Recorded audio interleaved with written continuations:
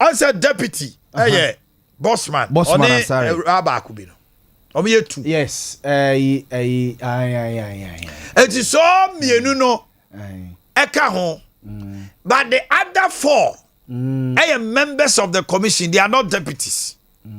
Have you what you say? Ba ko bi no a ye friend say Sule Amadu de so oko. Amadu Sule he was a member. Georgina Mankwa was a member. Georgina Mankwa was a member. And na Amadu Sule ye there. No ye deputy. Okay. Yes. And you know, when they have become, they are members of the commission. A 7 member. Who said na Hajia bi so ho? Hajia mo na retirement. Okay. Ama Dr. Peter Pia hinene Reverend Akua no makwa kwese o ma. Yes. Okay. Reverend Akua no so obo gospel asase. Nyasem kitwa o Anglican a otimisa bugai. Reverend Akua no. Otimisa bugai no wasawa so dem. Osa bugai.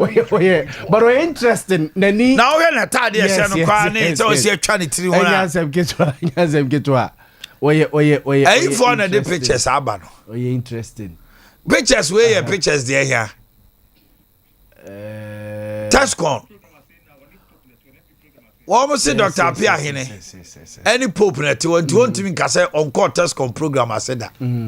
Where pictures are imo deba. Now wait me say Bono regional minister. Almost say omu yi no sen ko ye na on the tosu 2 no. Okay. Tama Akufo-Addo ye appointment. Omo de din koi. Okay. And IT director Bono 2020 elections on a quality of results nyina. Na masema me busan say. Enti enu nti we member of electoral commission enye yana. Say Jemensa oto aba. Say me can say Jemensa dey one committee. O akote bia omo invite no kra say oye an expert 19 no o educate wo. How independent is the electoral commission?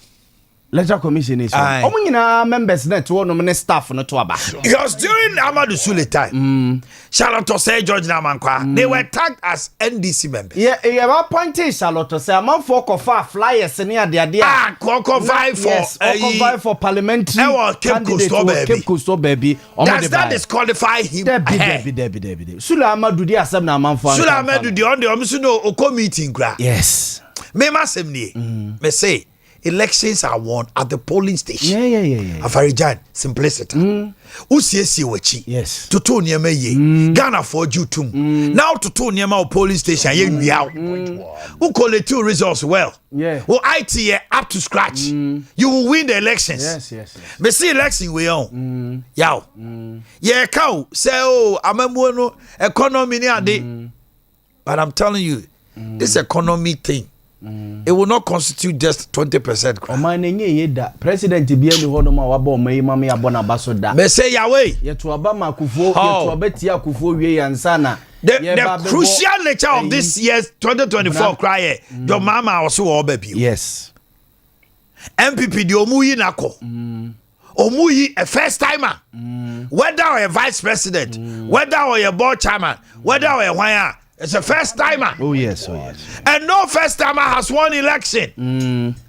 So breaking the 8 no is a first timer going to change the narrative. And Obia so soon come me win elections da. Obia so come ada. No. Obia come me win elections da. You be just say ye nya bi da Obia come ada. Enti no. Enti ye ni de wakwa ba wa lusu. First time I win bi da no Obia so soon come me win elections da Ghana ye democracy no 2024 na ye ko no interesting, very interesting part 2024 the most interesting elections we first time I be win bi da and Obia so come me win bi da first time I be no wa win da Obia so come ada e ga say Obia come me win I say ne be fa but Obia come ada no ye ko nya Obia come be set record so win a wa set record there so Obia come ba win very good so who Abebio. Asusu obekwa aba de wakwaba. But say obewin so ya no da. Ene ya Greek. Ya Greek no. But MPP for so omo koyi wo mo no. Or a first timer. Yes. First timer be asusu win elections. Vice president be any also MPP. And NDC you know. MPP so for vice president be my elections that. And the Kenya dey me say ye vice president, sitting vice president I say flag bearer you know that. MPP the NDC be see that. The first one NDC dey yi buy. Atamils. Your mama call no a president. It was Atamils or Lusui. But Atamils no vice. Atamils first vice flag bearer first time vice president be no one swat Joshua win that. Mama ni komo bra. Mama ni Mr. Brown Panchichin komo of CPP. Mr. CDD. Oh, Mr. Brown pa facha me be mo achi. Hello Mr. Brown pa. 3.1. Okay.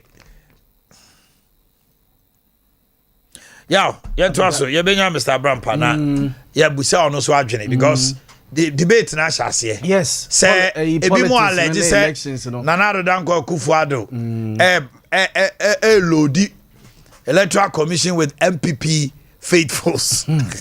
Now to break the appointment. Manpenida da Kufu. But I say we no fit say too visible dodo. Dr. Appiah no I say the appointment no. Na ma no Salima no so almost ye adwuma magabi asaroti da. I want to obo gospel. Oza so nyuma. Hey Ghana. Na go Ghana ahia. Uti for be adwuma. No say Jemensa kra be yes mampani Akufo-Addo na yere enua no. Hold on. Ese bebebe na mafo kekan. Mr. Abraham pa me mo achi o. Ejosiminia. Now pom to say. Me ho ye na so e. Nana Danko Akufo-Addo gina Ghana mamra so. Apa onipa miensa. So omunkoye members of the commission. In the person of Reverend Ekio Foribuatin, Salima Amatijani and Dr. Peter Appiah. Na Article 43(1) and 2 of the Constitution. And wujina so. And enchinuashu bebre base. Nipa na power omono. Omo ye MPP for mapa. Now the Electoral Commission should be independent. But just CDD about democratic tenets nomni ade amudi mu akotene. But Aroma, ye you adwen kire wa yi ho. Meet you. Ni amedase. Me fa kunya sonchia ebusia for mu kuma se ne porte wona especially me krum carry for me chia obia.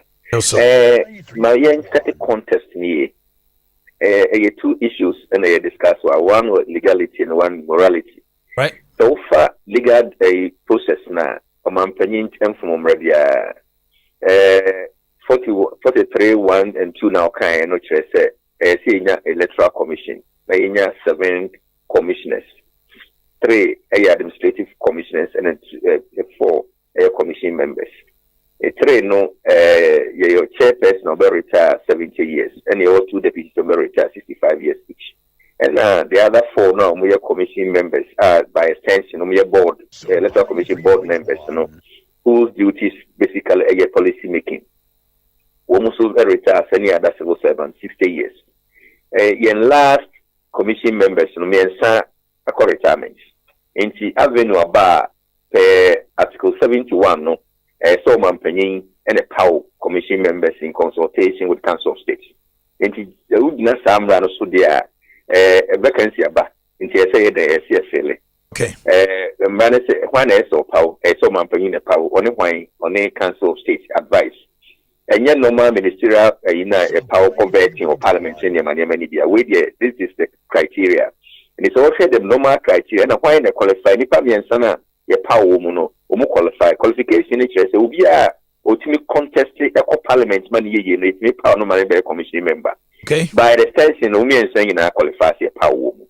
And it's all criteria, no constitutional demands, Nadia. Omanhene Bonibia. But yeah, some of the positions are all main mono. It goes beyond constitutional provision. It goes beyond constitutional limits.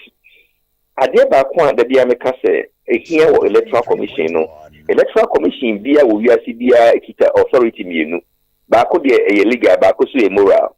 Legal ne say Kenya commission members are Ghana for qualified to go to parliament near power. And the moment in Ghana need you could have criteria and another qualification to be a commission member. But the moment you power you move say one moment in a na ye be so in na mandate na de mutu mi kata so so mo nya first authority and no ye first constitutional second authority ni de e moral e ye wo na obenya wa de and say we need trust of the people you serve na principle back on ethical standard back on electoral commission be here a trust the trust ni failure why here we create window for balance create window for conflict. And until I power, Mammy, your mensa, see the code, the issue statement say, even though a young legal so man, the consensus, and I say, obey consultation. But a yes, sir, obey initiative, which I said, obey any partner or banner. Afternoon, and I say, mining at least majority of us, a betting at tune, now cover what you want, Yama. Intended a young oblique, a young legal say, or man, but a year, say, obey because of the sensitivity of the position now, or Babi Ginemono. The same thing applies to all commission members. And see, a basse I am part, the commission member back one, or count one, another don't know, count one, you will prove. I say, or ye a partisan, and now say, or ye party card holding member, acting in positions in favor of one political party. The base is started with a wrong footing because the trust level at a second authority, no, Nipana Lucy. Okay. Inti ebema di obeye biara se de ya chief focus akoko besa fe enya promote di obeye biara enipa benya timuka wono ho the sana the mobilization of vigilantism eba na wonchi na musa ye ko abatu no mu a yenji referee ni ndie no ntino the referee ko the referee will be vigilante, the referee will be atrocity, the referee will be extra security activity that they are emfa at the papa emma. So even in court cases, party back which may file a judge or person on benefits or Jinindi. And the Judicial Council will sit down and look at it. If it's worth changing, they change him. We share football matches. I think Kotokone has the they filed a protest against a referee appointing because they said Jinindi. And he was changed. That is the essence of positioner. A require adjudication, a require decision by one person. So Ubenya Ubia or yet unblemished. Ubia at least a certain level of neutrality. So the Baya the Obekebiano and the Obebiano in the Kabajedi. So embracemu die Omanpeninen to Mbrebia. But a extension of the position requirements what position in Paconebana. And I say you go beyond Embrana. Say the Asha say Omoka Omode Nymphonina Basse Bono region Omanpeni Air Pow regional minister Krano Nidin be PM Omoyi Nipa be nsia na oka ho oye IT director 2020 elections on the share ma omo quality omo results in yinada ono amu nsusu University of Energy patron to Tescon we no emaniye adea can the president upon appeal and I say ebimo kasano change his mind because Ghana yehunu say ye power be sa no edinsia the national security would have done a lot of search on such a person as Sanya did about Mampeni. It is a president of power now. Would you say the kind of discussion echo who mama na juna sasa?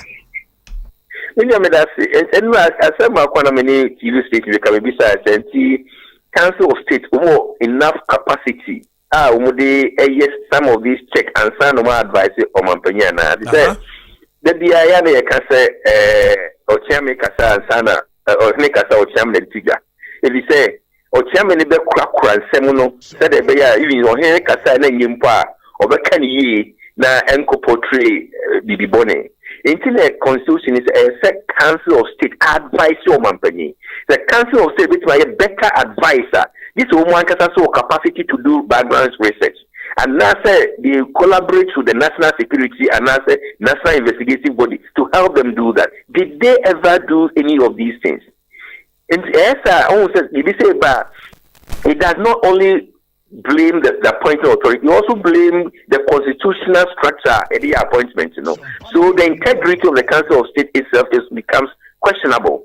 So when you said only a Council of State member, why is counseling? That's the BBC but between Tawantawa or it's your duty to advise against it. But the question is, do they have the capacity? Secretariat, but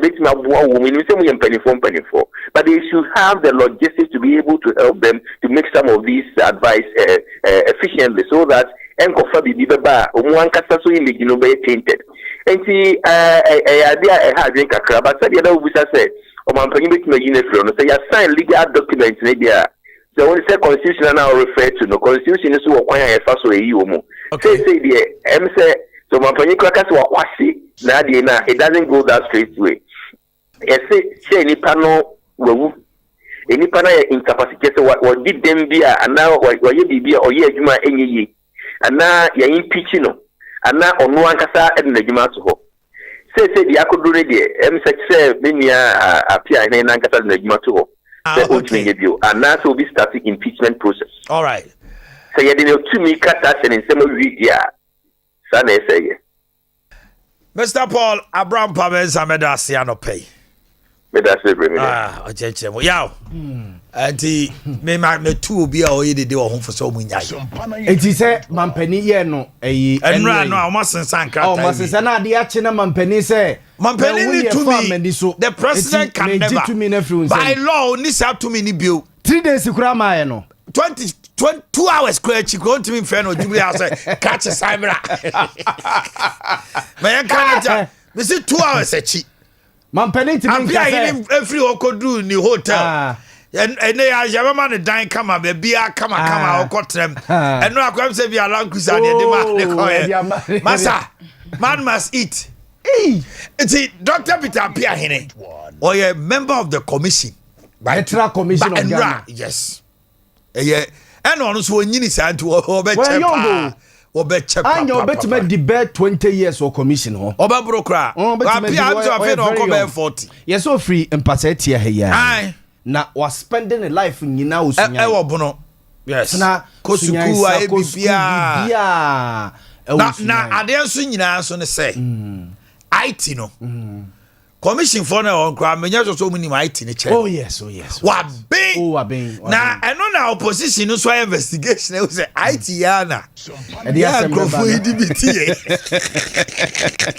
na so eti da be IT expert mi go ra apia hira ya no akobo mu crude eno ni kasa ne bebrebe no me say to sisi wanamon ye NDC 14 ya 2016 they beat him with IT. Yes. 2020 IT. So don't you learn? Of Mukasa nyina abana ya to no nya de to ne kan yo. Oh yeah. Abana ya to Ghana no. Enya de to ne kan yo. We are seeing na America for almighty America. America crap to aba we awuana. Donald Trump yes hey Russia for be real. Wo de tra no now de fa ne ma di agro. Wo betuma de wo radio so ni ade nyina. Last time I said don't get you say akwa na ekofa so nya IT no wantimi anye. You lost the elections. Yes. NDC di agro. No more the IT di agro. They will lose again and hit the streets. Na Ghana phone fimo. Omo coalition center. NDC were IT expert. NDC were accountant here. Omo good in mathematics. Omo coalition center.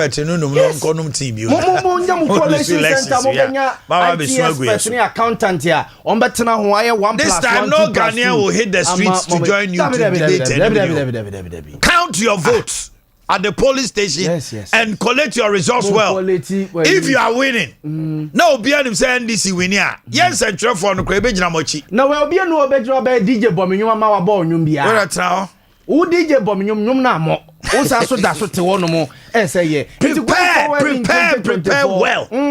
Kasa bebrebe no nyai. Akachefo. What am I trying to no police station. You for there be an see what the manu a we are saying na mo pe ayi pink seat ya. Na munya. Ko papa no ho ofie na. Sa ono na ma mo pink seat. That time we adwuma no pink seat no me dia ma. NDC for do we am o. Yes, yan correct sa na ma. But say dey dey nya bontro. Yeah. Always you want to appease the crowd. The crowd, the masses. Let people know.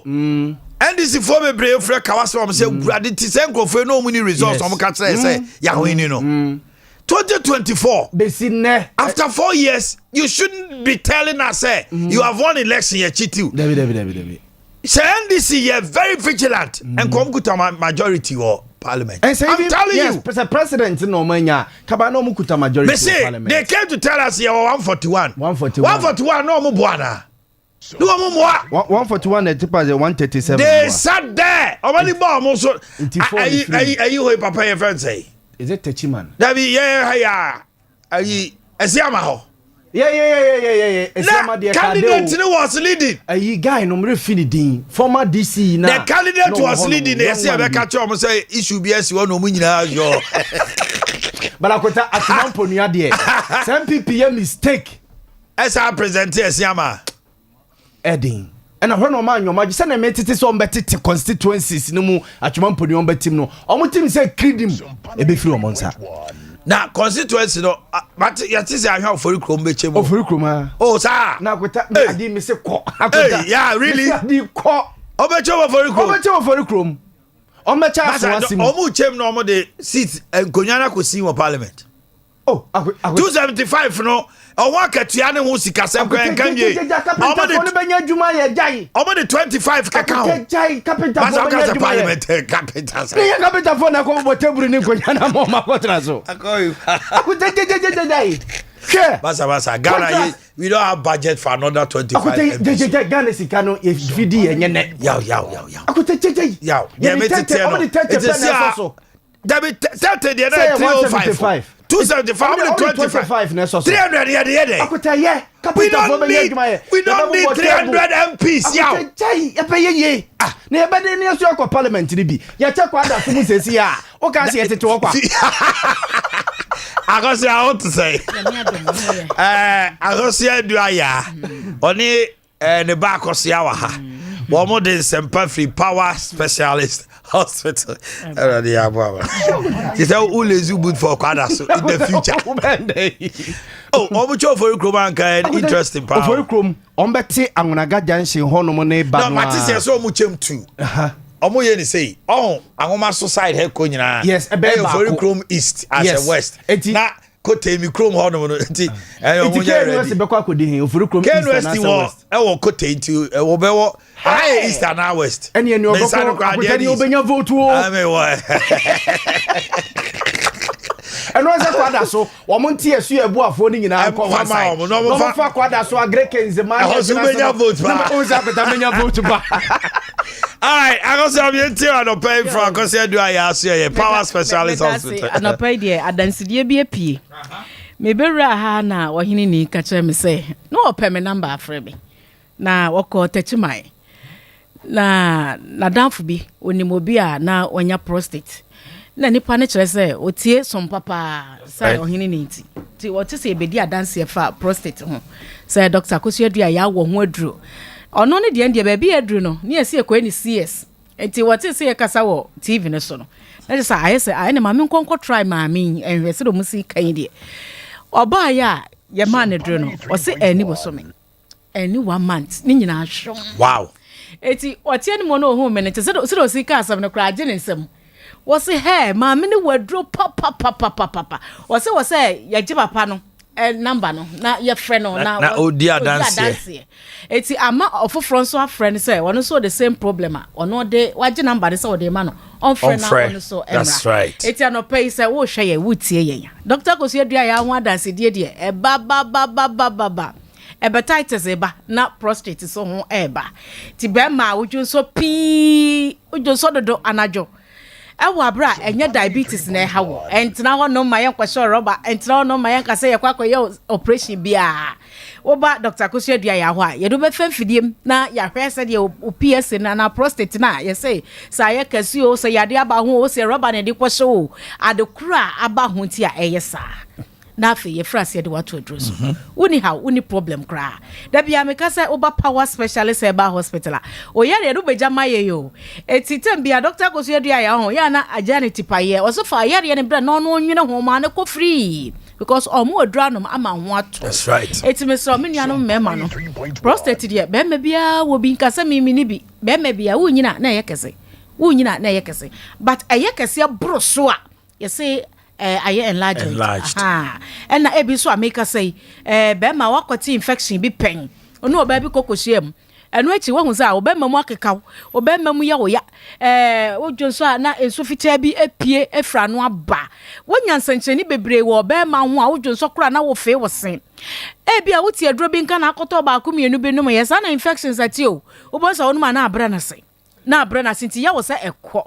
Eno na ama mema bebre prostatitis ni prostate cancer ya ko isho mu raba ni ade na ebi famu wuo no. Eti media ya na metena fidie so amasema meka ne se. Be me bia o be me mu aka o pen. One call for treatment ya sheda for one to adro so. Ama doctor and treat you ama enu a point ayeka kira wo se de mo ni nyina awu. Eya wa na ugirejina mantra joint toto aduro no ye na ade na kofom onti biem enkyere se ko ba modi asa baba power hospital brana yentwi omoja yenhwe ujunso ne hu se mo bie ni mu a edi akote de bia me kasa jonso kra ya na ye ye wo urine culture ayetimi twi ujunso ni siwa for some days okay eno boaye ma yetimi hu abo akro unya infections aye wo urine culture nya ya twi Johnson na ye hu aboa no wo twi Johnson dia ba hu say infection wo but aboa kura wo Johnson ni mo no it me take days ansa na wo hu say aboa no aboa we unity aba eti say ye nya infections aye toto no mo no emoa kura emoa be me bia mesrewo obe me maka odre pen ensu abetu abema na no pen obe ma no ho aye wo hene ekura betoto ho e bia wo no obe bia koda wo so free ho ba ye no be 2-3 days nyanya ne mebia mesrab woto adro no moye abrase kyerese ko bra power hospital Kumasi Feyas ya ne Jasbro filling station edi hwene mu na ye hwe ma ne treat ade ne fro entisa edo kakra ne koso prostate ni ma afi be ma na de ha ebro na de asem kese eba bra ne mfa onto adro so ye ne hwe na ade no emfiri ho emfama sa bre so wotie mi anopa bia wayase adoa ebia be ma wayase apega prostate nitia o number abe free 0244 544 422 0244 544 422 0200 38 31 0200 31 and na your WhatsApp line and your voice message baby I will be I will be asked here obetim the voice message afaso aba okay ebia doctor mate say prostate no obi kie kwa na operation but wadawro ma operation na amaso ono maduro no ne de no ko mesumi wo binti boa me doctor me de diabetes amakura tumi ye kwa kotwa me nan infections ya me nua bayi ka ho asemi manya bi pen ana bi da so wo mso matreat ya ntimi nko ama me ho kura nyina ye me hene me ho keka me asem mo bi na me wedi ani say mani ni nyina fafa so na fabra me de ye fatty liver me brabo no ye sesa ade abebutu so ana asade ahim hepatitis me wo A me wo B me wo C me wo D 0555 79 78 0555 78 yare bia how bia hepatitis ema mo pa wo stomach ulcer component wo minimum just say menka kra na mejaden age yare a anything oba power hospital ye betu ase ama wo beto na prostate for dem ehwe wo mo yeah sure say wo mo beba mo mra na ehwe mo obi ho atono tun so ho beto okay akasia Papa V. Okay, it's Akosia do ya 0244544422 0244544422 and 0200383831 and so for penny be awoda na Pastor Eugene Afre, head pastor of Flourishing Cedes International wa agric and now when you fear dia 9 I'm a nice one pa fresh pasta. Na we every was sorry ba or hima yeah front desk executive and a traffic executive or no and also a trinkwa and he or hima or was Sompa ne or say a wawoda and he or trinkwa or no and or a traffic department. Traffic executive or South Social front desk executive chief. Happy birthday to you, Pastor Eugene Afre, Flourishing Cedes International Agric. Happy birthday to you, Mr. Samuel Redu, AK of Asame, CEO of Asame Transport. Happy birthday to you from your wife Nanecha and the kids. They say they love you. Mrs. Vivian Beckham, Pastor Samuel Okofo Asante ne ho kanini. And the Mrs. Vivian Beko ukunu Pastor Samuel Okofo Asante say odo and there wa woda o ma kwa. Happy birthday to you. Okay. And then Kangen for bebe fia. But answer na no. Ya de kawasem ehhehye so. Kawasem. Bi ne onni me paacha sem. Kawasem. Bi ne onni me paacha sem. Kawasem. Otemuafo mi bu aten. Kawasem. Percentual announce wem. Kawasem. Okay, you got 5 regions. Northeast Savannah, Upper East, Upper West, Northern region. 5 northern regions. Number no 0551. Mesrel undi northern regions na enfre. 5 northern regions. Northeast Savannah, Upper East, Upper West. Ofra mesrel wa no ama TV no volume ni kofom. Obetima fre WhatsApp video. 0551 931 931. Main line 0551 931 931. 0548 931 931. Hello, good morning. Hello, good morning. Hello. Yakubu Danko. Good morning. Your friend say. Yakubu Danko.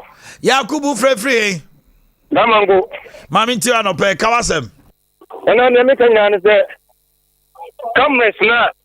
Omode street drop. The essence of anything. Oman Bonia airport in the visit for the airport. I had Juma na say Juma. I have for the come let's go. I had Juma. And I also there quiet at come let's go. Then I said, "Here what come and you." The company Juma come my boy no mkuru. When they consider focus to come no. And there are burning hope. Nothing say. Come on, what you know Juma? Yes, no. Okay. Hello, good morning. Good morning. Oh, free. But I'm free Damango. Na Damango for nra. Dear the see ya. Yes, see ye huru bi mu ne eboji bi mu so adai. I say we are. Na President John Dramani Mahama allegedly say mubodu tutio. Yes, muboji ba me aso adai. I this is one of the here. I'm on a chassis. And this is one of the chassis man we sir. Sir. What are kawasa me too? You can't tell the captain and I do commission for them. That home you to get one of the guys, you know, and you Oh, Mate, what's your home use in your man and Yajuma? Hello, good morning. 0551 931 931. 0548 931 931. Okay, hello. Hello. Me ba cho hwan ye? 3.1. Yeah, me ba cho family copy for binte me ka free comfort tuna Kalba Road. Mami nti wa no pay. Yo. Boss can kan kra o. The asantrina e be dia konya. When you want to be into a park media. That's a funny brother. That's why John Hammer. Where Bibi or tell you. I don't know the phone name. I go to funny brother. If you must want to be, look at that for only in 2008. I will for such a man and then you shall go. So you shall go John Hammer to show him. But yo. Hello, good morning. 0551 931 931. All the northern regions. Good morning. Good morning, sir. Me ba cho. Na hello. Me tio pa. Aha, me ka se free Damango e fa Yakubu. Na ma sam ni se I na na Kubu ada appointment na amanfo ye hu de eta o mompere no. Ne course anasa ne strategy ekuta no on deserve position na. So deserve the agent na o Ghana ni no mso mo. Afei The person you do mama, I am a penny that answer. Uncle Nibre, 1 month you come for about in the swamp.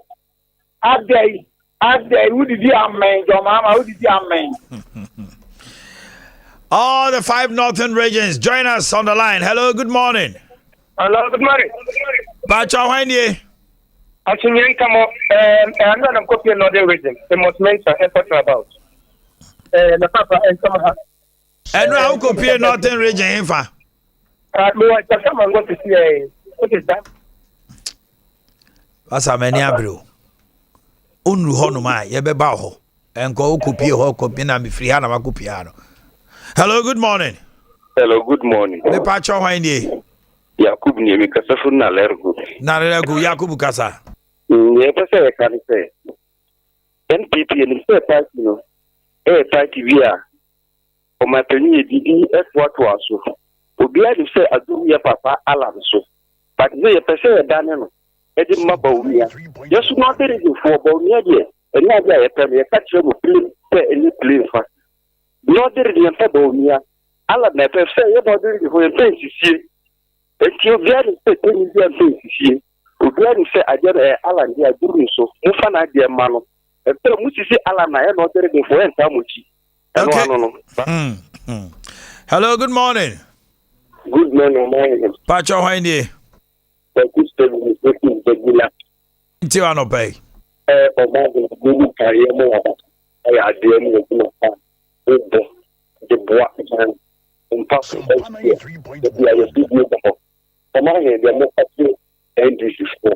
Ene e mo tayo da ba na share. Ya tele. Amo mo da ba di da. Ubeye no an to Ghana ko na 2015 ya ya. When they go to the show, they don't need to show. Get 2020 for Ghana for the year.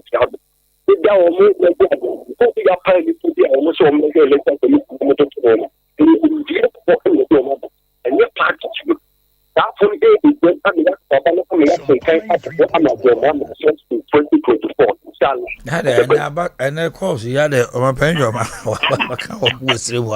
Hello, good morning. Hello, good morning. Yes, sir. Pacha Omanhene. Mpata asirga azuma ni mikasa plewa. Mami ntiwa no pay. Mpata Mahama, ade wayiro ho awadibi. Wese ba senate bio. Omo ko bo bi ni se won meye idea. Ade na wokeka. E we ka be satain. Wayiro no ho se ono ababo ne bra na se ba se ba na aso se wo mampane dia. Ya bo be dia wokeka mo wayiro ho na. We nya so. Say incident is see or damangono. It's really raining in the north. Hello, good morning. Morning. Pacha Omanhene. Adomo, Stephanie. Free hey. Boko mami ntiwa no pay. Anapa ide. Ina ya bomba ese. Alankas bebem. Esa ye kusasi phone. The Dr. Mamuru ngene dia. Ya bukran kaye. Sompa 93.1. Na ya bomba ye. Ade Alankas ati. I said we ka otrana ka obi be fi say. What hu dey start wo. Hello, good morning.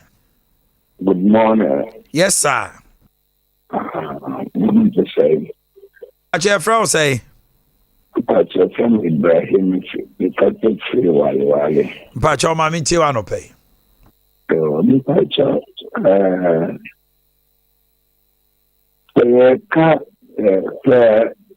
John Mahama, a call, Simon, Kuna, Bomianso, a call Kajiki, a so called Kajiki, Mukuru no Manapo, a Janidana, and also Yankan.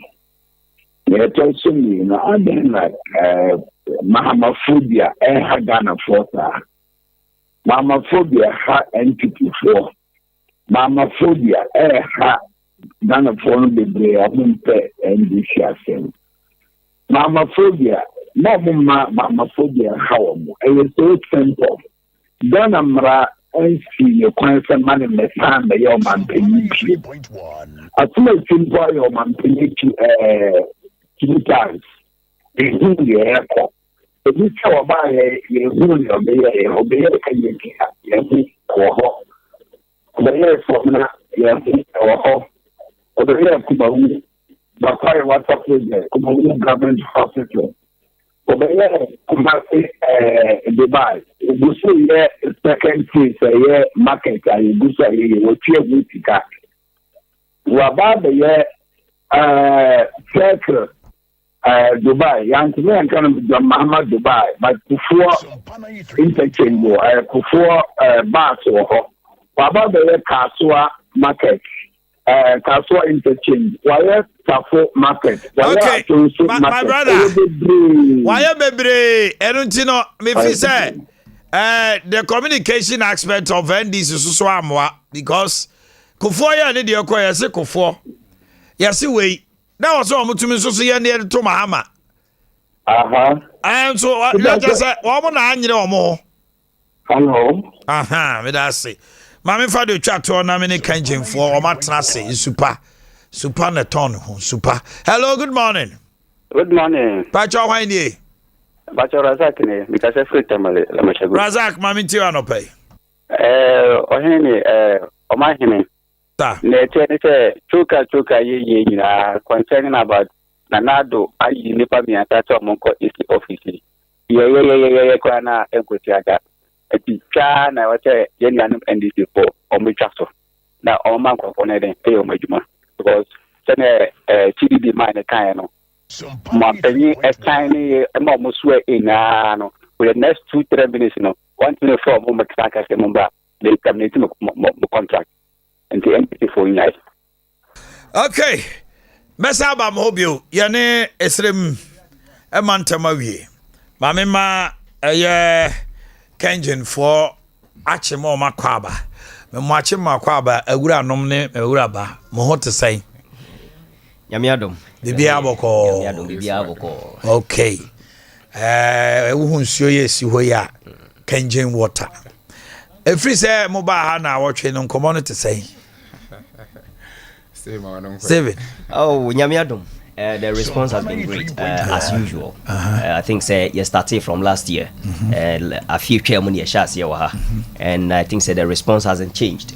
It still remains the same brand, the same media house. Into the backward, you know, WhatsApp messages and they to me by Naju de number 200. I know I just say open I as I will be out the some go some be ohene calls no there because the platform is huge and the people say I no pay be to northern region one who calls her they bet me ani omo nko adi nkomo the whole day cry they will call so we advise such people so use WhatsApp platforms no more. Okay, it's a message cry and a text that we will get back because sometimes you know be so na WhatsApp ne text no ya there obo cry no the phone bayire into no nim sa baby okwo so cry no asende. All right, yeni nkomo anopay opani Kangen obi on man this is the first time I OTA first time I share mami too. Okay, I think Kangen water it's drinking water and you can drink it for life. That is why they change your water, change your life. Inti question an ABA say and so bit me anum for life forever. We say yes. Most of yeduane ewa ha no acidic. Even when you research maybe to say meat, maize, most of them are acidic in nature. And you need water that is rich in minerals. Into when alkaline water 8.5 pH, 9.5 pH, even 10.5 pH. The area is a balance acidity in the system. Now, you know, the homeostasis aba. Okay. So there is this article which we found on the internet by 2016. Na me pesanka yebekin kan emunsem kakra na ye introduction because a form of education. This article was published by I wouldn't mention the name of the media house, but say here make us say yeah. Or the offer of phone say no bottled water in Ghana. no bottled water in Ghana. We say article now pop it up. Inti ene na meba be kan TV no so inti one hour no say according to research by water safety expert at the University of Ghana, no single bottled water company in Ghana is producing water that contains minerals. Bottled mineral water is the preferred choice of water for the middle and high class in Ghana. Consumers say it is the most expensive and safest to nature. Say, according to research, bottled water be anywhere minerals. Enye Kangen ye na yeka. This article was published in 2016-2017. Say, according to experts, those who have been consuming water labeled mineral water, thinking say omobenya useful minerals to say calcium, magnesium, and iron, edia improve on my pomode no. Omonsa endwene hu biem because mineral bia eni nso no. Okay. Professor of nutrition. Omanhene last me buy me bo Dr. Otu Warbeck din. That's right. Obi a ono discover ohun cancer na faribai. E na osan so di enu edro ebaye. So he is not an ordinary person. This is him. He won an international Nobel Prize. Okay. Today we are looking at another professor. His name is Professor Kweku Tano Debra. Intimate say back to the old article. With over 3 decades, while here in Hwehwemu 30 years into drinking water. Say research into water safety in Ghana says bottled mineral water producers have been deceiving the consumers. Just a bottled water what your man so no omo dada say him say bia ebenya minerals bia. And what was say in an interview with Joy News Remonakwa, Professor said he is baffled that companies advertise their bottled water as containing minerals. If you want to call water mineral water, it should have some useful minerals in certain concentrations. So the name should be purified water. Good. Also, the levels are not there, so it should be purified. After you know, say what we are consuming, no, ye minerals ni nyina efrimu. Also, he explained that during the reverse osmosis system, so reverse osmosis, your friend is dead water. And here now we will look at the two differences between living water and dead water. And they have taken away all the dissolved minerals. Ye minerals ni nyine free mo. Ade intia. Se omo ye minerals name free mo na omo di see wi ano so a. The minerals will react. You will see the minerals in the water, and because of that, they have to take it out. Inti, when you go on and on, this is an article that enlightens us about how water is.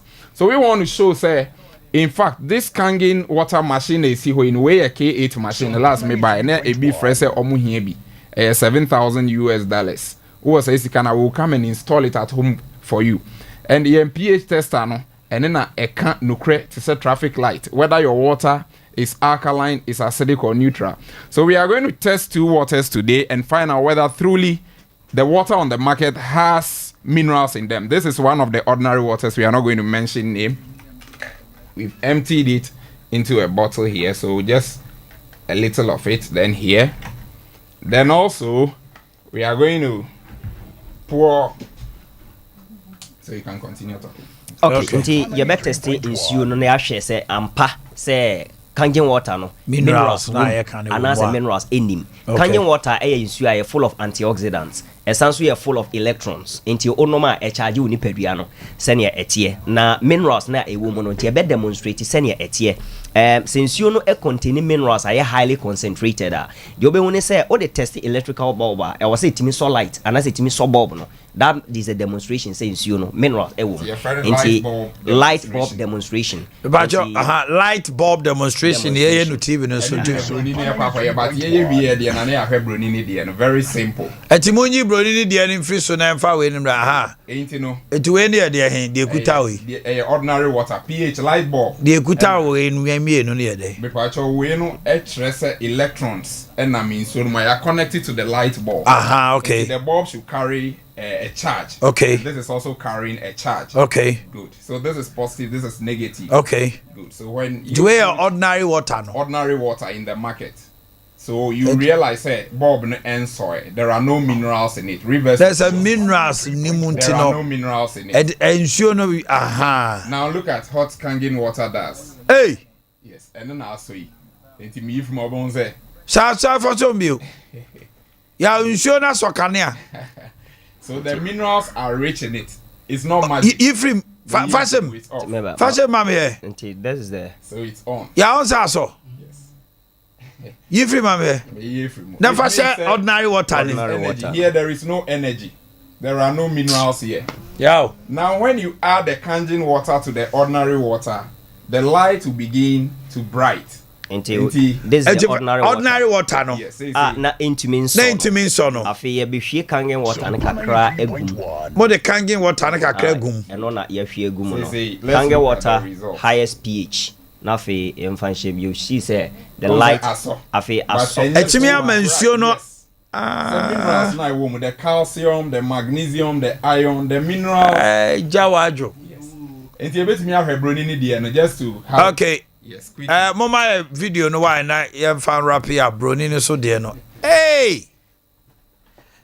Water. I will test through the light bulb and let's test the bottled water. This is Alkaline water.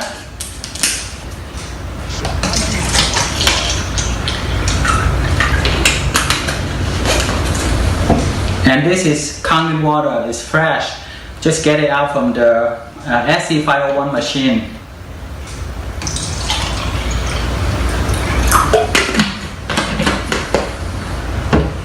And through the light bulb, because I drink Kangen water because this is living water.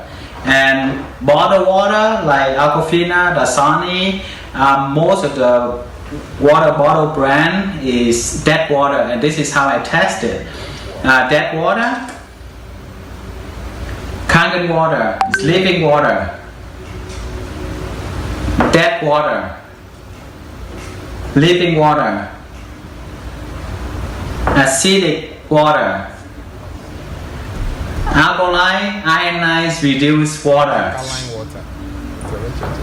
Oxidized water. Oxidized. Antioxidant water. It also like hydration water, energy water. When I drink this Kangen water, I have a lot of energy. Okay, this doesn't do anything like water. Any wine water. Kangen water. Just produce it from the machine, fresh. And the antioxidants are so much in it. Antioxidants, and we get it from fruits and vegetables. But when yes, when you drink 1 glass of Kangen water, it is said with the apples back with 300. The antioxidants are winning from 1 glass of Kangen water. No. Glass. Just a glass. There's a winner bottle no panel bar. I tell you. The whole day, level, no. Yes, the energy level is You're high. good to go. I'm telling you. And if there is any form of acidity in the system, heartburn. Yes, so boy, the boy and the chill no. And the pressure, it links to diabetes. You know, the body is like a car. Once there is pressure on one part, it links to the other. It affects the other. So the water just and the molecules are so tiny. Say a bora in timulast, Endra Mandi, and will be frame me and no dear Nancy. Also needing the entry boss here. Neary enya menses for over a year, young lady. Enti ote and can Wednesday nine or 2 be Friday. Ne brother a doctor. Oma call the hospitals, medicine upon medicine for over a year. Now can see how say. Just a pack or no me by Friday na the menses aba. And he was moved by faith. So Steve. All right. Found numbers no much I think sir we don't need to.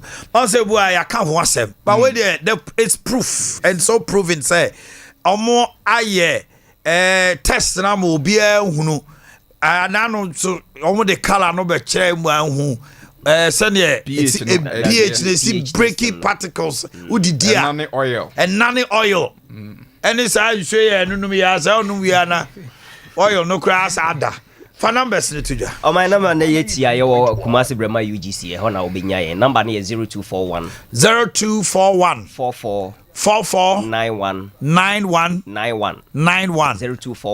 0241 44 91 and as a better still 0507 37 94 74 so be friend na nensa ankanya obitimi elevate text message either WhatsApp and as a SMS. Okay. Now you can keep calling. Okay. Brema also hot pot in here himfa. Brema UGC Udru Brema station UGC station there's a branch road on Sanifa so when it's Chronom side ofri bonsuom na ekwa odu UGC station there's a branch road ewo ni fan so answer na obedu UGC sorry no junction no so no just about 100 meters away on your right but so ofri Chronom na odu ani kire bonsuom a eye ubenkum so what the answer obefre na just ofre to ofre 0241 44 9191 0241 449191 and 0507 379 474 0507 379 474 so we pay a machine bia 7,000 kewa ajia sheho just a quick one as we draw the curtains my former boss I was second Itakradi also here live. Oh, okay. Friend of Mr. CK Eboa. Mr. CK CEO of Prims. Also here live in the Mr. CK. Channel paper. Yes, so yeah, that's so share. All right. Opening that one more, you know. Me bacho me din de Samuel Elikem do you know. Samuel Elikem. And me sweet lady so. Oba no amodin de enye. The first say Kezia Baba Kofi. Kezia Baba Kofi. Yes. Okay. I am fancy now. Free Crobenso. Ejumako. Efre Ejumako. Oh, Edenim Jogate. Mwempi. Oh, Ejumako. Ejumako Jogate. Atufosen. Minority leader. Oh, that's only how. Okay.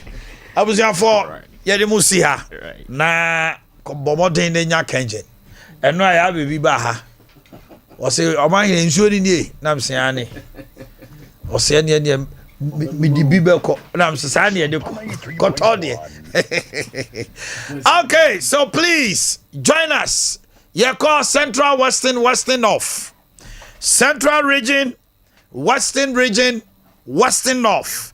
Give us a call on Kawasem.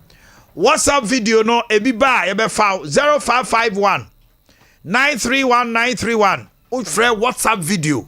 Ebe by do to TV no so am we are seeing na show. Okay. Hello, good morning. Hello, good morning. Pacho free. Look at the free. Aguma ko nya na tiam. Hey, Adam Bo Diana wa bay.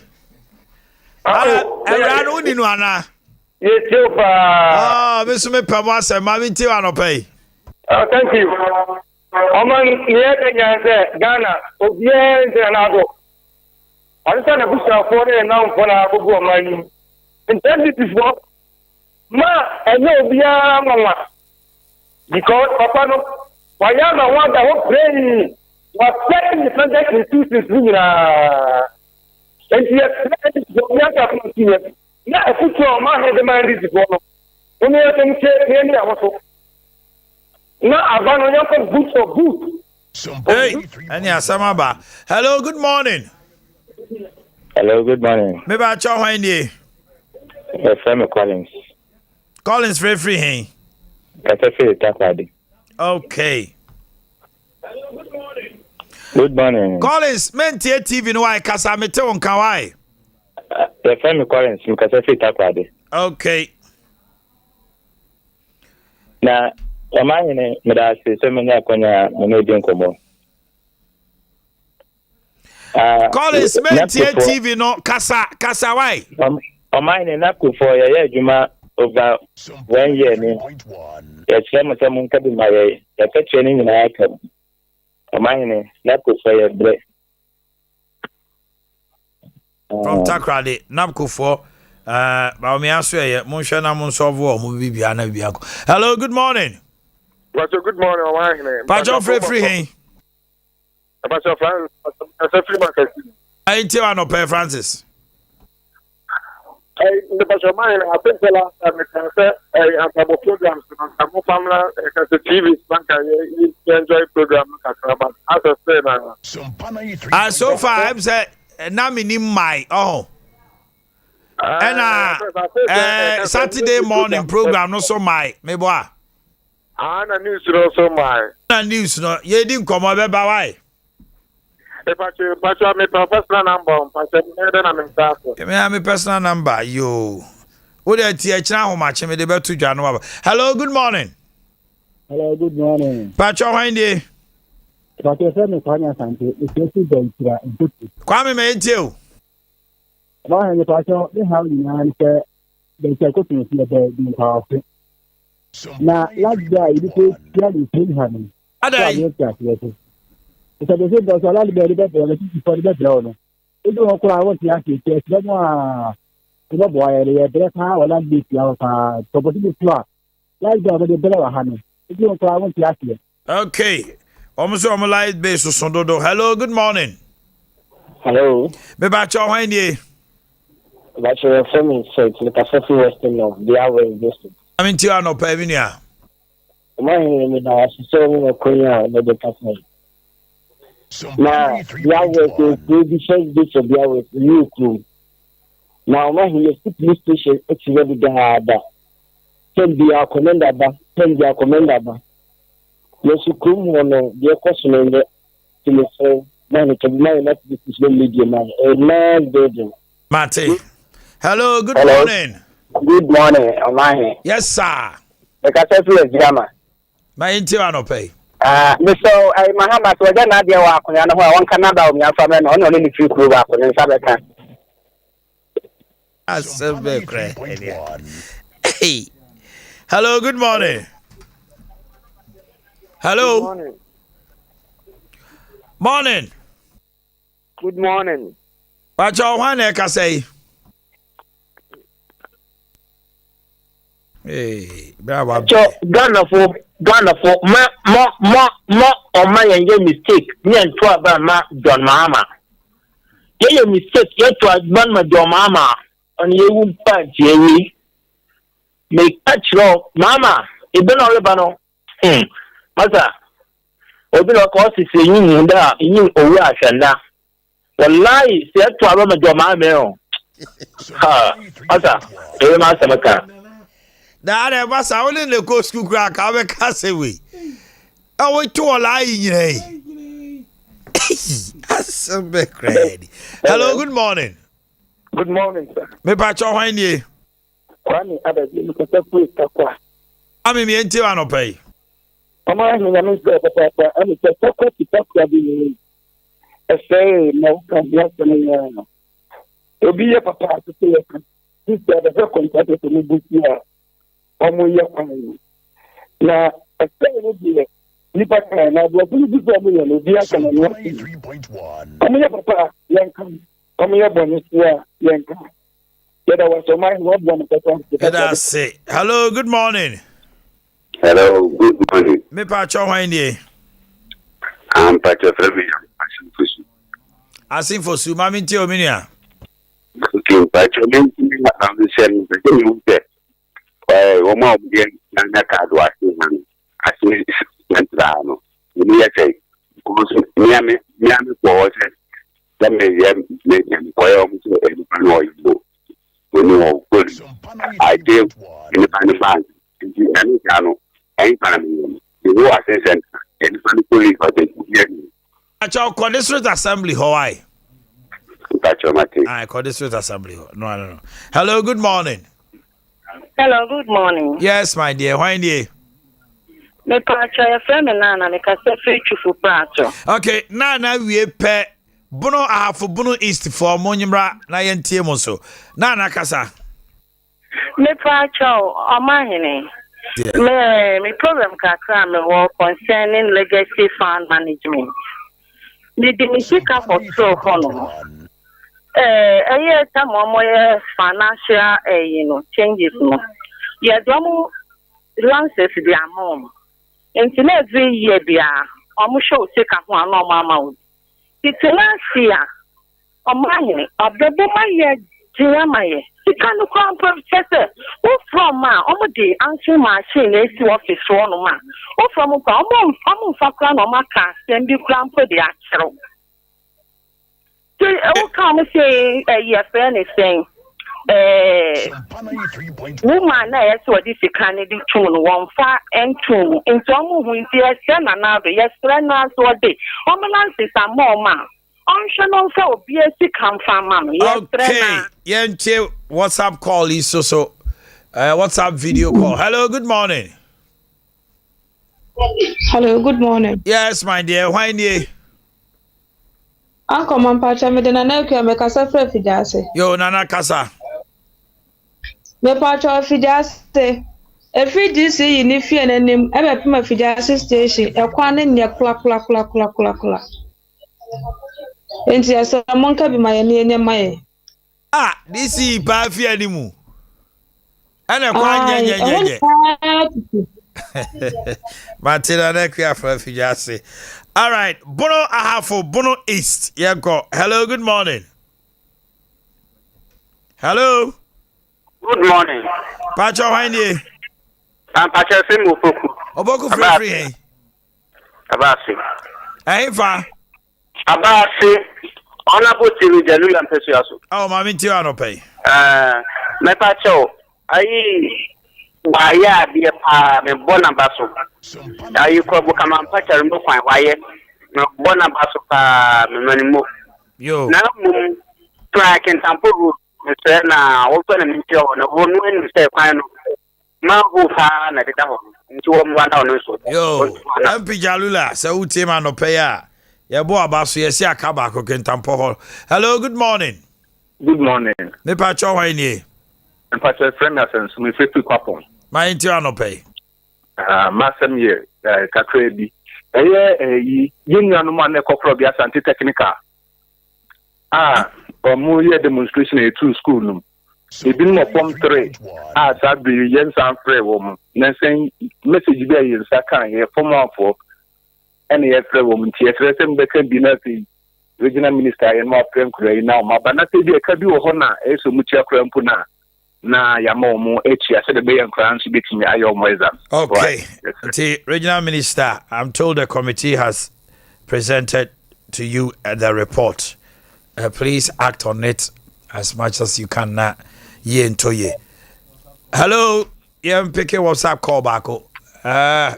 Morning. Good morning. That's to say. About your friend Nelson. Me pa. Mami too.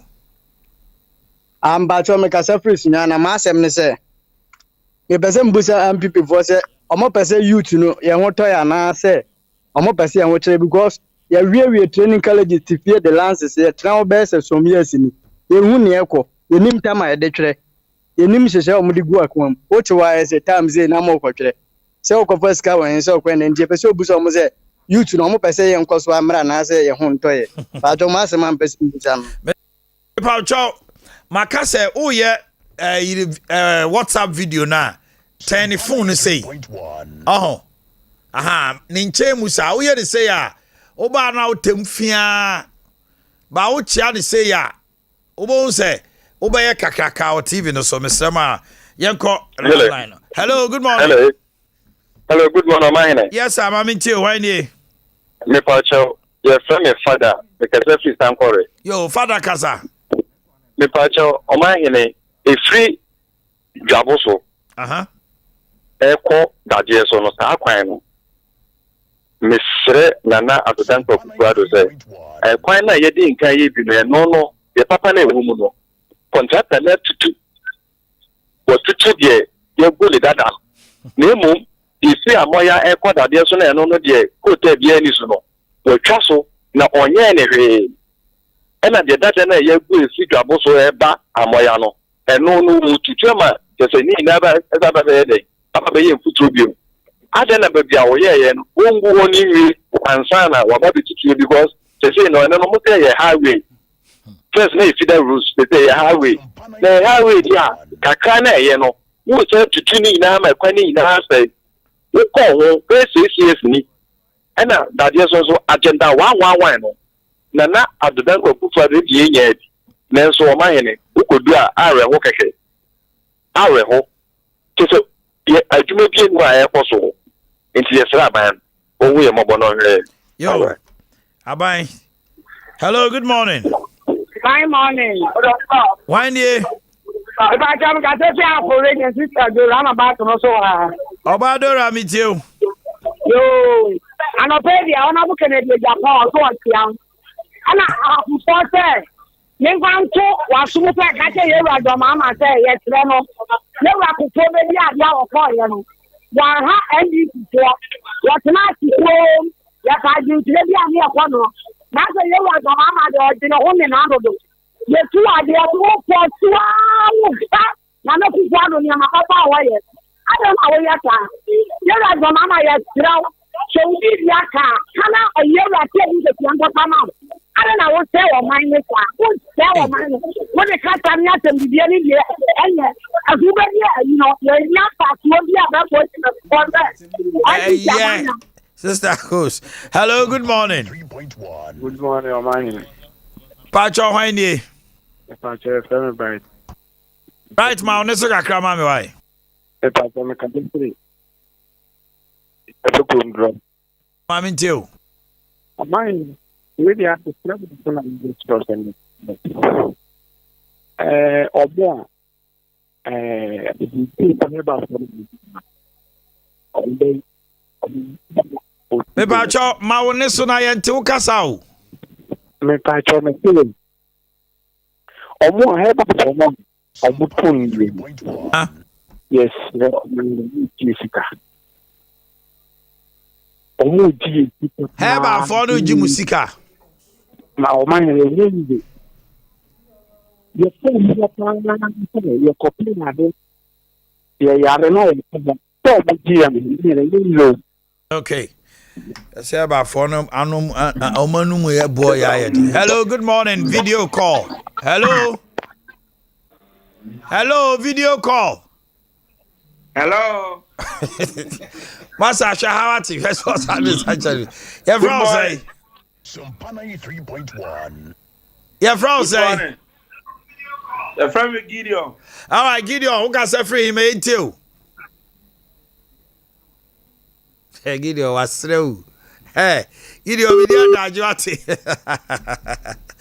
All right, you're picking back on Greater Accra, Volta OT, Easton. Hello. Get ready. Hello, good morning. Good morning, sir. Pacho Omanhene.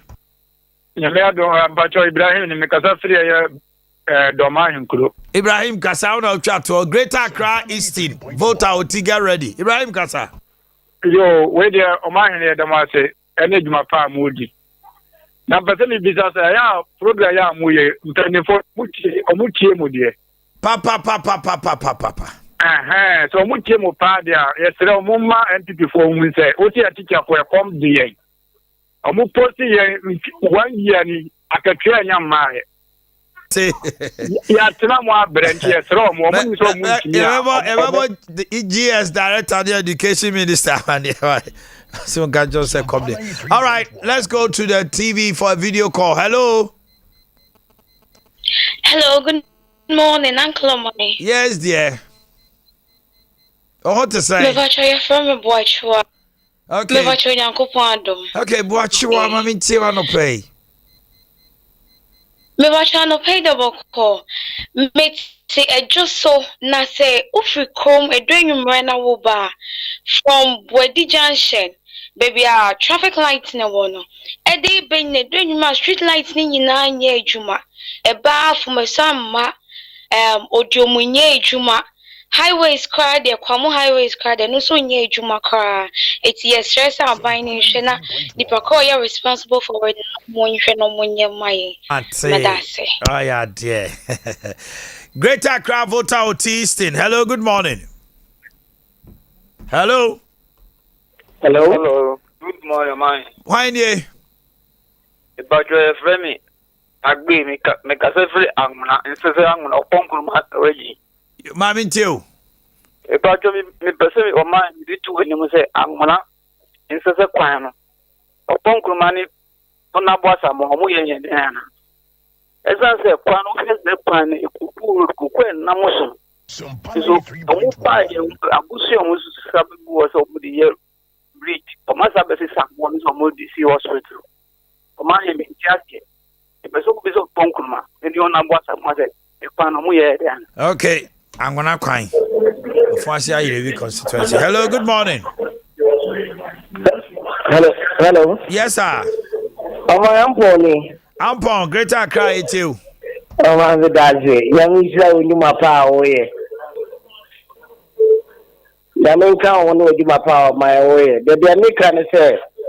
Omanhene dia medija wo se swame interchange kose Me no money and something in Yamo Asante as one interchange.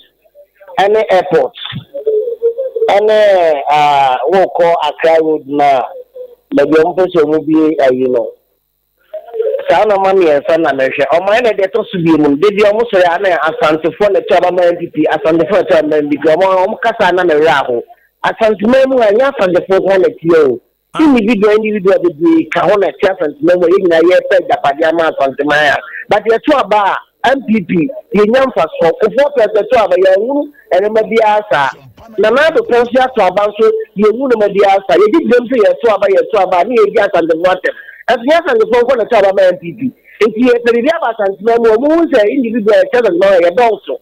I'm a year to a balance. MPP maybe, and much of the young banker. Thank you. Yanko video call. Hello. Hello. Yeah, good morning. Good morning. Why not I say?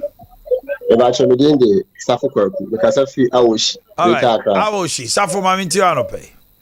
Ebacho anope I must say yeah fair wages and salaries check. But you bisa say na yeah workers na yon say yeah adwuma aban no enyantua ya ka no but no so omo be check say workers bi aye adwuma na emu bi nyantua omo so ka na omo atua ma ya na mpacho we nya wa busa wasem why that's say hello, good morning. Good morning. Good morning, Uncle Mine. Yes, sir. How free? Uncle Mine, if I check, I'm going to go to me a bus driver. Why you casa? Uncle Mine, sir, report to me, the Amawa. And I say, Yamen Kwa, Uncle, that motor bina bano, Monami, and Sanami Masi. Uncle Mine, the Quatin policy for more Jumana or more Yeding. The woman is a woody sing chain. Emma Pradiano Mumu, what a snipple. Uncle, my son, I can't see the commander or what, Master Santa Region. Uncle Santa Pradia for more money call. You almost drive on Uncle, my enemy so many planets. The enemy has sympathy many planets. Yes, I bet the unconnected out of form. Okay. You send me the Macra Rover, which show me now or Banner of Oba. Which we if I know what kids who come over. Yo, Mate. Hello, good morning. Good morning. Good morning. Pacho Wendy. Hello. Hello. Yeah, Frau say. Hey. Okay. Hello, good morning. Good morning. Maybe I join meet you. Me from me person me guy to MPRC. I am na boy bro so asai. Yo, ma meet you. And my pa on you were to you. I bro agreement in charge so. Hospital and ya plan on you wa ha no. The MPRC na ku wi shira o. Okay, Deputy Finance Minister, yes, you heard that. Hello, good morning. Good morning. Pacho Wendy. Tesemi Nana Boakye. Nana Boakye, my NTWay. 3.1. Pacho, and this is follow. No, Musa will say hospitals say, and Mutina Santa Regina. Yamuduma. Me see, and this is follow.